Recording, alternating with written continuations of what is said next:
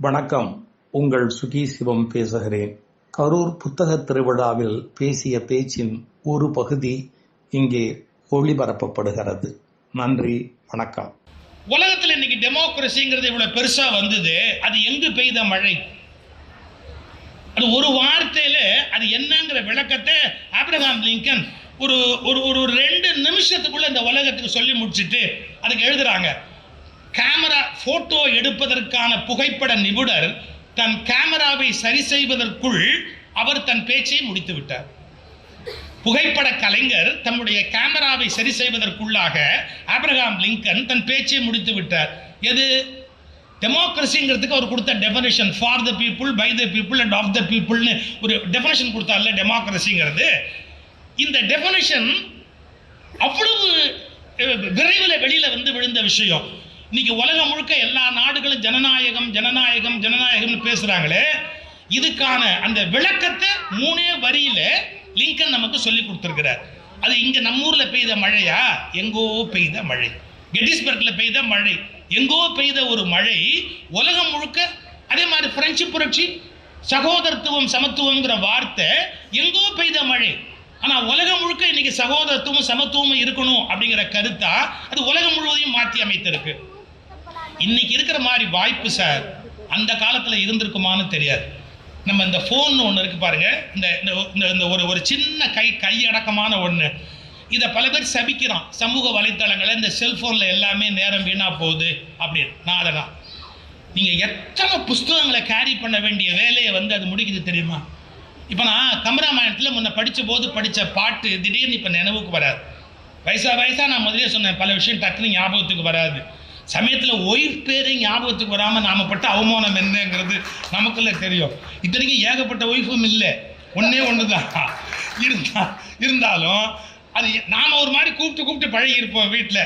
அது உங்க ஒய்ஃப் பேர் என்ன அப்படின்னு கேட்டா நம்ம கூப்பிட்டு அந்த கொனஸ்ட்ரியான பேர் தான் ஞாபகத்துக்கு வருமே ஒழிய ஒரிஜினலா அவங்க டாக்குமெண்ட்ல இருக்கிற பேர் நமக்கு ஞாபகத்துக்கு வராது. இது ஒரு பெரிய சங்கடம். அப்படி எத்தனையோ விஷயங்கள் நமக்கு மறந்து போகுது. இது பாருங்க, இந்த ஒண்ணு கமராமேனத்துல எந்த பாட்டு நான் பேசணும் அப்படின்னு நினைச்சாலும் பாட்டோட வரியை போட்டு அப்படி எடுத்து அப்படி டக்குன்னு அப்படியே பார்க்க முடியுது. விநாயகர் ராகவல் சொன்னாரு, இவர் சரியா தான் சொல்றாரான்னு 5 நிமிஷத்துல 5 செகண்ட்ல செக் பண்ணிடலாம். டப்புன்னு அப்படி விநாயகர் ராகவல்னு போட்டு அப்படி எடுத்து பார்த்தா நடுவில் 2 வார்த்தை விடாம சொல்லிட்டாரு, விட்டுட்டு சொல்லிட்டாரு, எல்லாத்தையும் கரெக்டா அப்படியே பார்த்துடலாம். இப்ப எவ்வளவு பெரிய கருவி இது! இதை எப்படி பயன்படுத்தணுமோ அப்படி பயன்படுத்தணுமா இல்லையா? இதை பத்தி ஒரு புள்ளி விவரம் படிச்சேன் சார். உலகத்துல இதுவரைக்கும் நம்ம பயன்படுத்தி கொண்டிருந்த 87 கருவிகளை இது இல்லாம ஆக்கிடுச்சோம். 87 கருவி. இப்ப வாட்சே வேண்டியதில்லை, கேமராவே வேண்டியதில்லை, உங்களுக்கு எத்தனை கருவி வேண்டியதில்லை அப்படின்னா இந்த ஒண்ணு வந்ததுக்கு அப்புறம் இத்தனை கருவிகள் தேவையில்லாம போயிடுச்சு. ஆனா திட்டம் என்ன சொல்றான், அந்த போன்னால டைம் வேஸ்டா போகுது, இந்த போன்னால மனுஷன்லாம் சோம்பேறியா போயிட்டான், இந்த போன்னால அப்படி அதையா திட்டுறது? கருவியினால் நாம வீணா போல, அதை எப்படி பயன்படுத்த வேண்டும் என்ற தெளிவின்மையால் நம்ம வாழ்க்கை வீணா போகுதே ஒழிய எந்த கருவியினாலும் நம்முடைய வாழ்க்கை வீணா போகாது. அதை கரெக்டானபடி பயன்படுத்தினா இதை விட நமக்கு உதவக்கூடிய கருவின்னு ஒண்ணு இருக்க முடியுமா என்ன? எவ்வளவு பெரிய விஷயங்கள் நமக்கு அது சொல்லுது. அப்புறம் இந்த எங்கோ பெய்த மழையை இன்னொரு கோணத்தை கூட பார்க்கலாம். எப்படி தெரியுங்களா? யாருக்காகவும் அது சொல்லப்பட்டிருக்கு சார், ஆனா யாரோ அதனால பெனிஃபிட் ஆயிருப்பாங்க சார். அந்த மழை பெஞ்சது வேற இடத்துல, ஆனா பெனிஃபிட் முழுக்க இன்னொரு இடத்துல எங்கேயோ. அதே மாதிரி அது யாருக்கோ சொல்லப்பட்டிருக்கும். ஒரு சின்ன உதாரணம் சொல்ற பாருங்க. பொண்ணை கொண்டு போய் மியூசிக் கிளாஸ்ல படிக்க வைக்கணும்னு ஆசைப்பட்டு ஒரு அம்மா சேர்த்தாங்க. தான் பொண்ணு மியூசிஷியனா வரணும், சங்கீதத்துல பெரிய நிபுணனா வரணும் அப்படின்னு கஷ்டப்பட்டு கொண்டு போய் சேர்த்தாங்க அந்த அம்மா. ஆனா நடந்தது என்ன தெரியுமா? இந்த அம்மா நல்ல பாடகி ஆயிட்டாங்க. அந்த டீச்சருடைய கண்டிஷன் எப்படின்னு கேட்டா, ஸ்டூடெண்ட் யாரோ அவங்க தான் உள்ள வரலாம், மற்றவங்க யாரும் உள்ள வரக்கூடாது. அந்த அம்மா இந்த பொண்ணை உள்ள விட்டுட்டு என்ன பண்ணுவாங்க, ஜன்னல் ஓரமா பேசாம உட்காந்தே இருப்பாங்க. என்ன பண்றது அப்படின்னு. இந்த பிள்ளைக்கு அந்த பாட்டு ஏறல, ஆனா ஜன்னல் ஓரமாவே உட்காந்து கேட்டுக்கிட்டு இருந்தாங்க பாருங்க. அந்த அம்மாவுக்கு பாட்டு ஏறி அவங்க பிரமாதமான பாடகியா மாறிட்டாங்க. இது கூட எங்கோ பெய்த மழை தான். யாருக்கோ பெய்த மழை யாருக்கோ போய் சேர்ந்தது அப்படின்னு. இதை கூட மகாபாரதத்தில் எழுதி வச்சாங்க சார். ஒரு இன்ட்ரெஸ்டிங்கான இன்சிடென்ட்டா, இந்த பகவத்கீதைன்னு ஒன்று இருக்குல்ல, அதை கிருஷ்ணன் அர்ஜுனுக்கு சொல்லி முடிச்சுட்டு கடைசியாக ஒரு கேள்வி கேட்டாங்க. எல்லா வாத்தியாரும் பையனை கேட்பாங்க, புரிஞ்சுதா அப்படிம்பாங்க. சந்தேகம் ஏதாவது இருந்தா கேளு அப்படின்னு. புரிஞ்சாதானே சந்தேகமே கேட்கறதுக்கு. சந்தேகம் ஒண்ணுமே இல்லை அப்படின்பா, ஏன்னா எதுவுமே புரியல. அப்புறம் எப்படி இங்கேன்னு சொல்ல போறான்.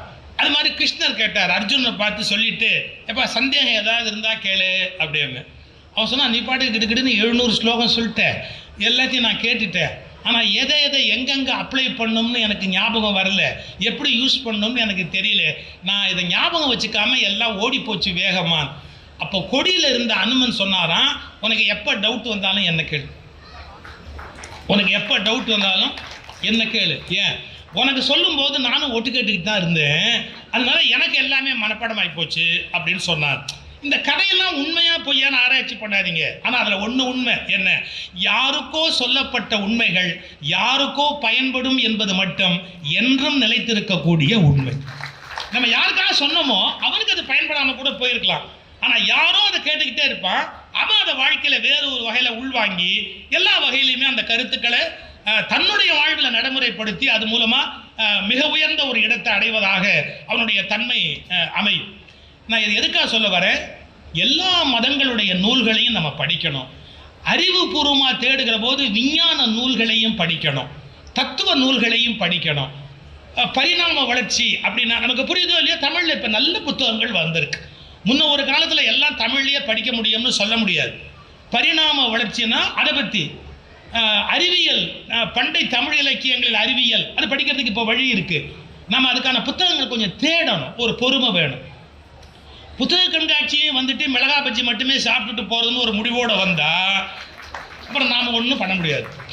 புத்தக காட்சிக்கு வந்தவங்க மிளகா பஜ்ஜி சாப்பிட்றது சாப்பிட்லாம், சாப்பிடாமல் போகக்கூடாது, கண்டிப்பாக சாப்பிடணும், அது வேறு விஷயம். ஆனால் தேடணும், என்னென்ன புத்தகம் எந்தெந்த வகையில் பயன்படும். சார், நாம் எளிமையில் விளங்கி கொள்ள முடியாத எத்தனையோ செய்திகளை உலக அறிஞர்கள் பல வகையில் சொல்லியிருக்காங்க. பாருங்களேன், வெறுமனே ஒரு கதையாக நம்ம பயன்படுத்துறது ஒன்று, பட் அது எவ்வளோ பெரிய ஹையஸ்ட் டீச்சிங் சொல்லுதுங்கிறத ஒரு சின்ன அனாலிசிஸ்.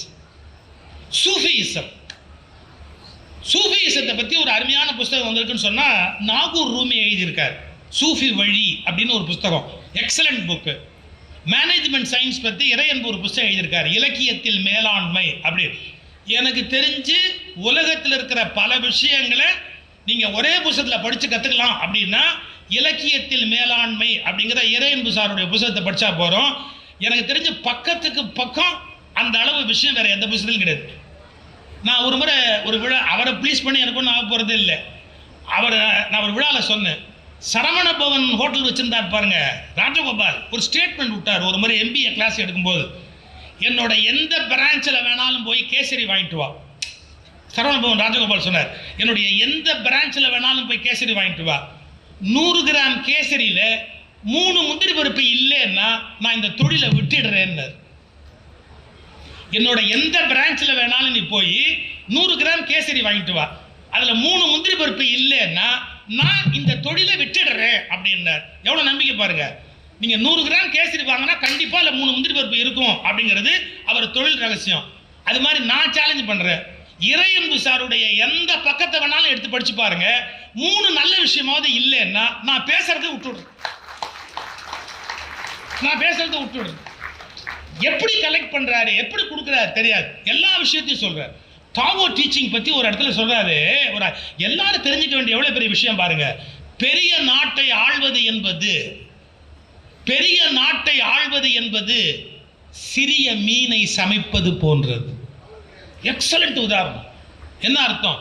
பெரிய நாட்டை ஆள்வது என்பது சிறிய மீனை சமைப்பது போன்றது. அதிகம் கிளறக்கூடாது, அதிகம் கிளறினால் உதிர்ந்து போய்விடும். இது டாவோ டீச்சிங். எவ்வளவு பெரிய விஷயம் பாருங்க. அதே மாதிரி சார் அவர் ரொம்ப நேர்மையா, ரொம்ப மிக மிக நேர்மையாகவே ஒரு இயக்கத்தை நடத்திவிட முடியாது. நேர்மையாகவே ஒரு இயக்கத்தை நடத்திவிட முடியாது. அதுக்கு சொல்ற உதாரணம் என்ன தெரியுங்களா? என்ன?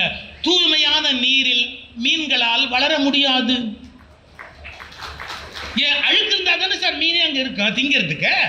அழுக்கே இல்லாம இருந்ததுன்னா அங்க மீன் எப்படி இருக்கும்? ஆனாலும் ரொம்ப தூய்மையாவே உன்னை நடத்தணும்னா கொஞ்சம் முன்ன பின்ன இருக்கணும். லீடர்ஷிப் குவாலிட்டிஸ் சொல்றான். 10% பெர்ஃபெக்டான ஆள் தான் என் பின்னாடி வரணும்னா நீ ஒத்தையா போக வேண்டியதுதான். நம்ம இன்னும் ஒத்தையா போறதுக்குன்னு ஒரு இடம் இருக்கு, அங்கதான் ஒத்தையா போடுமே ஒழிய மற்ற இடத்துக்குலாம் ஒத்தையாவா போறது. ஏதோ கொஞ்சம் முன்ன பின்ன ஒரு மக்கா இருப்பான், இல்லை கொஞ்சம் நான் வாழ்க்கைக்கு பயன்படுத்துக்காக சொல்றேன். சில பேர் சொல்லுவான், என் ஒய்ஃப் மட்டும் ரொம்ப அறிவாளியா இருந்தா உன்னை என்னைக்கோ டைவர்ஸ் பண்ணிருப்பான். என் ஹஸ்பண்ட் மட்டும் இன்னும் கொஞ்சம் அழகா இருந்தா வேற ஒருத்தர் கல்யாணம் பண்ணியிருப்பான். இதுவே தெரியாம பேசுறாங்க எல்லாரும், அவங்க அப்படி இருந்தா இவங்க இப்படி இருந்தா அப்படின்னு. ஓரளவு முன்ன பின்ன இருப்பாங்க, ஓரளவுக்கு அப்படிதான் இருப்பாங்க. அதை எல்லாத்தையும் அட்ஜஸ்ட் பண்ணி கொண்டு போகணும். இப்போ நான் எங்கேருந்து எங்கேயோ போறேன் அதை சொல்லி முடிச்சிடுறேன். லைஃப்ல ஹையஸ்ட் விஷயங்களை நமக்கு புரிய வைக்கிறதுக்கு ஒரு சின்ன இந்த முல்லா நஸ்ருத்தீன் கதைங்கிறது படித்தா காமெடி ஸ்டோரி மாதிரி தானே இருக்கு. என்ன இருக்காது, ஏதோ தமாஷான ஜோக் மாதிரி தானே தெரியுது, கிடையாது. ஹையஸ்ட் சூஃபிசத்தை விளக்குன உபகதைகள் அவ. ஒரு உதாரணம் பாருங்க. முல்லாட்ட வந்தா ஒருத்தன் ஒரு 4-5 பேர் எங்களை சிஷ்யனை ஏற்றுங்க அப்படின்னா ஏற்றுக்கலாமே, ஒன்றும் தப்பு இல்லை. அவர் கழுதையில் ட்ராவல் பண்ணுவார். கழுதையில் எப்போவுமே கழுத முகம் அதை பார்த்த மாதிரி நம்ம உட்காந்து அப்படி போகிறது தான் வழக்கம். இந்த சிஷ்யர்கள் வந்த உடனே முல்லா என்ன பண்ணார், திரும்பி உட்காந்துக்கிட்டாரு. எப்படி? கழுதையோட முகத்துக்கு முதுகு தெரியும்படியா தான் திரும்பி உட்காந்துக்கிட்டாரு. சிஷ்யர்கள் சொன்னார், ஃபாலோ மீ, வாங்க போகலாம் அப்படின்னு. எல்லாரும் கேட்டான், இது என்னங்க கொஞ்சம் வித்தியாசமா இருக்கு அப்படின்னு. காமெடி கதை மாதிரி இருக்கு. இப்போ பாருங்க, ஆரம்பிக்கிறான் பாருங்க டெஃபினேஷன் என்னன்னு. முல்லா பதில், உங்களுக்கு நான் முதுகு காட்டிக் கொண்டு போனால் சீடர்களை குரு அவமதித்ததாக ஆகிவிடும். உங்களுக்கு நான் முதுகு காட்டிக் கொண்டு போனால் சீடர்களை குரு அவமதித்ததாக ஆகிவிடும். நீங்கள் எனக்கு முதுகு காட்டும்படி முன்னால் போனால் நீங்கள் என்னை அவமதித்ததாக ஆகிவிடும். இப்போது 2 பேருக்கும் பிரச்சனை இல்லை, முகமும் பார்க்க நாம் போகிறோம். சீடன் குருவை அவமதிக்கவில்லை, குருவும் சீடனை அவமதிக்கவில்லை. இதை விட வசதியான நிலை வேறு என்ன இருக்க முடியும்? 1. நம்பர் 2, அடுத்த பாயிண்ட் என்ன, இப்படி உட்கார்ந்து போனா 10 பேர் தப்பா பேசுவானே சார். ஏங்க, ஒரு கழுதையில் நீங்க முகம் பார்த்து உட்காராம முதுகு காமிச்சுக்கிட்டு இந்த முகம் பார்த்து உட்கார்ந்தா 10 பேர் சிரிக்க மாட்டானா? இப்ப அதுக்கு விளக்கம் என்ன, நம்மை பற்றி பிறர் என்ன பேசுகிறார்கள் என்பதை பற்றி கவலைப்படாதவன் தான் உண்மையில் ஞானம் அடைந்தவர். நம்மளை பத்தி இவன் என்ன பேசுவானோ, நம்மளை பத்தி அவன் என்ன பேசுவானோ, அது அஞ்ஞானத்தோட உச்சின்னு அர்த்தம்.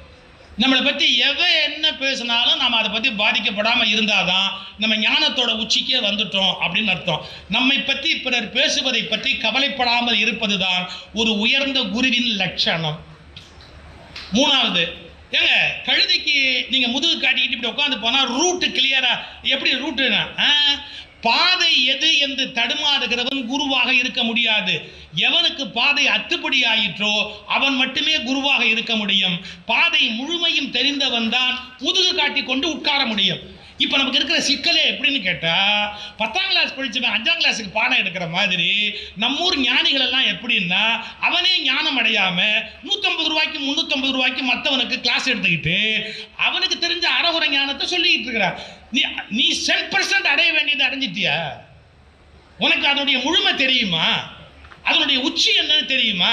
பாருங்க, பாதையை பற்றிய கவலை இல்லாமல் இருப்பவன் தான் உண்மையான ஞானியாக இருக்க முடியும். எல்லாத்தோட ரொம்ப முக்கியம், இப்படி கழுதைக்கு முதுகு காட்டிக்கிட்டு உட்கார்றது, சிஷ்யர்களை பார்த்துக்கிட்டே வர்றது அசௌகரியமான வழியா இல்லையா? எவ்வளவு அசௌகரியமான விஷயம். இப்ப பாருங்க, உலகத்தாருக்கு எது அசௌகரியமோ அதுதான் ஞானம் அடைந்தவனுக்கு சௌகரியமான வழி. இந்த உலகத்தார் எதெல்லாம் சௌகரியம்னு சொல்றாங்களோ அவனுக்கு அது பெரிய சௌகரியம் இல்லை. எதெல்லாம் அசௌகரியம்னு சொல்றாங்களோ அதெல்லாம் அவனை பொறுத்த வரைக்கும் சௌகரியமான வழி. இப்போ முல்லாவுடைய ஒரு விஷயத்தை நாம ஒரு ஸ்டோரி ஜோக்கா போடுறோம், ஒரு பத்திரிகையில பார்டர் கட்டி சின்னதா ஜோக் மாதிரி போடுறோம். இல்ல, அது உங்களுக்கு உண்மையான சூஃபியிசம் ஞானத்தை உணர்த்துவதற்கான ஒரு மிகப்பெரிய பாடத்திட்டம். இப்படி தேர்ந்தெடுத்து நாம படிக்கிற போது நூற்றுக்கணக்கான ஆயிரக்கணக்கான செய்திகளை பெறலாம். எனவே மழை பெய்த இடத்திலேயே நன்மை செய்ய வேண்டும் என்பதில்லை. எங்கோ பெய்கிறது, எங்கோ நன்மை செய்கிறது. யாருக்கோ பெய்கிறது, யாரோ நன்மை அடைகிறார்கள். எங்கோ பிறந்து நதியாகிறது, கடலில் மீனின் நறுமணம் மாற்றி அமைக்கப்படுகிறது. இப்படி கருத்துக்கள் மழையாக எங்கோ பெய்து யாரையோ மாற்றி எத்தனையோ மாற்றங்களை செய்திருக்கின்றன. இந்த கருத்துக்களை சுமந்து வருகிற புத்தகங்கள் எங்கோ பெய்த மழை. வணக்கம். சுகி சிவம் எக்ஸ்பிரஷன்ஸ் நேயர்கள் அனைவருக்கும் வணக்கம். எக்ஸ்பிரஷன் சேனலை ஆல்ரெடி சப்ஸ்கிரைப் பண்ண எல்லா உறுப்பினர்களுக்கும் எங்கள் டீம் சார்பாக நாங்கள் நன்றியை தெரிவிச்சுக்கிறோம். சப்ஸ்கிரைப் பண்ணாமல் வாட்ச் மட்டும் பண்ணுற நேயர்களுக்கு ஒரு வேண்டுகோள், இது சுகி சிவம் சாரோட அஃபிஷியல் சேனல் தான். அதனால் சப்ஸ்கிரைப் பண்ணுங்கள், லைக் பண்ணுங்கள், கமெண்ட் பண்ணுங்கள், ஷேர் பண்ணுங்கள். அப்படியே மறக்காமல் பெல் ஐக்கானையும் கிளிக் பண்ணுங்கள். அப்போ தான் நாங்கள் அப்லோட் பண்ணுற வீடியோஸ் எல்லாமே உங்களுக்கு நோட்டிஃபிகேஷன் மூலமாக வந்து சேரும். நன்றி.